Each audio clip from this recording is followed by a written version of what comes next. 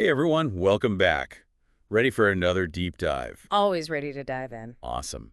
So today we're tackling a topic that I think a lot of people have heard of, even if they don't totally understand it, the golden ratio. Oh, yeah, the golden ratio. It's one of those things that sounds really cool and mysterious. Exactly. It's often presented as this secret code to beauty and harmony in the universe. Well, It's behind all these amazing works of art and architecture, and even the human body is supposedly based on it. right, right. It's almost like magical, the way some people talk about it. Totally. But we're going to see if the hype actually matches up with reality. And to help us with that, we're going to be taking a look at Misconceptions about the Golden Ratio by George Markowsky. Oh, Markowsky. He really digs into this stuff, doesn't he? Yeah, he really breaks it down. And spoiler alert, a lot of what we think we know about the Golden Ratio turns out it's not quite the whole story. Interesting. So where should we start? I mean, maybe we should start with the basics. Like, what exactly is the golden ratio in, simple terms? Yeah, good point. It's probably a good idea to level set a bit, just in case some folks aren't totally familiar with it. So, in a nutshell, the golden ratio is approximately 1.618.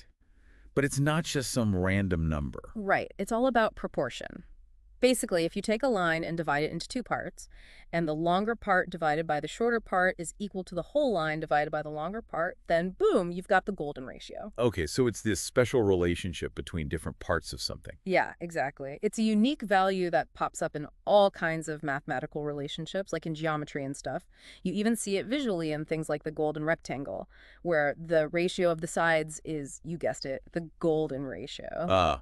Okay. So there's the math side of it, Yeah. but then there's this whole other side where people apply it to, everything.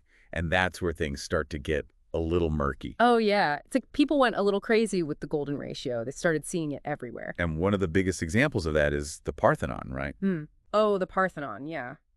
This ancient Greek temple that's considered the epitome of architectural perfection.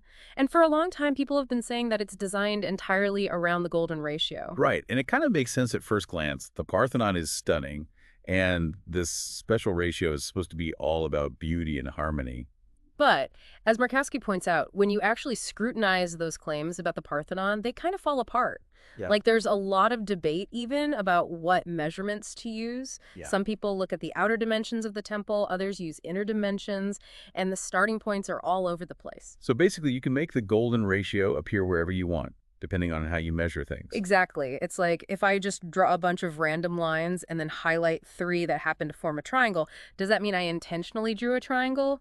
Not really. Yeah. Just because a ratio shows up somewhere doesn't automatically mean it was put there on purpose. Right.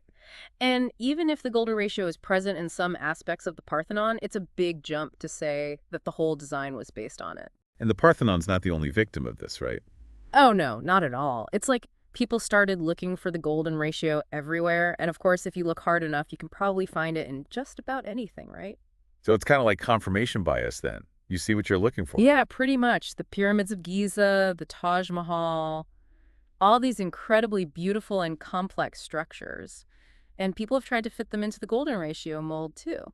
But I'm guessing those claims don't always hold up either. You guessed it. Time and time again, rigorous analysis shows that a lot of those supposed connections to the golden ratio are pretty flimsy. So it's more about our desire to find patterns than actual evidence. A lot of times, yeah.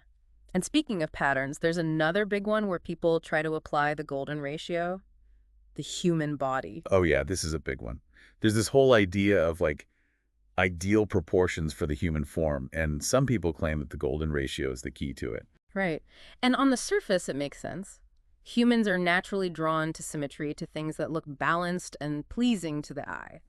And you can find instances of the golden ratio in certain body proportions, like the ratio between some bone lengths or facial features. Yeah. But to say that the golden ratio is the defining factor in what makes a human body beautiful, that's a huge leap.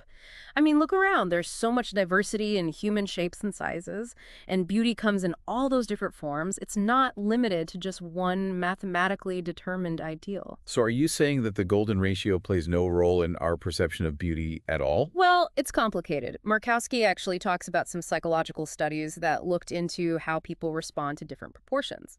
And some of those studies did show a slight preference for rectangles that were close to the golden ratio in their dimensions. So there's some evidence to support the idea. There is some evidence, yeah. But here's the thing.